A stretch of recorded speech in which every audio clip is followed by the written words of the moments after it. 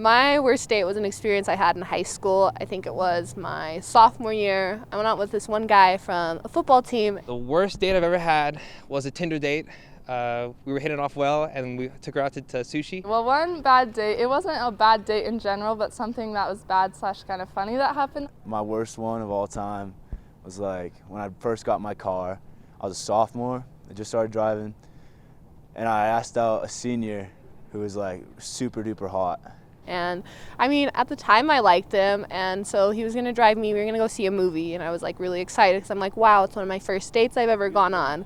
But he was like, oh wait, we have to stop by my dad's place. We got to the place, she didn't say a word, she was quiet the entire time. She asked me 2 questions, and one of them I had already answered in the car, and the other one, it was just like, oh, what are you studying in school? And I was like, math. I was like, you don't want to know, it's boring. The guy ended up spitting his gum into my hair. He didn't mean to, but we realized later that he had not spit it on the ground. It was in my hair. Middle of the day, I went to go to the bathroom, came back, and when I went to sit back down, I hit my elbow on my bowl of pho, spilt it all over her and the table. We stopped there, and I was like, okay, and he turned off the car, so I thought I'd get out with him. And then he sits there, and he's like, actually, please, can you wait here? And I was like, at first I thought, oh, maybe he's just going to be really fast. And I said, okay. He was like, my mom would be really upset if I brought home a black girl.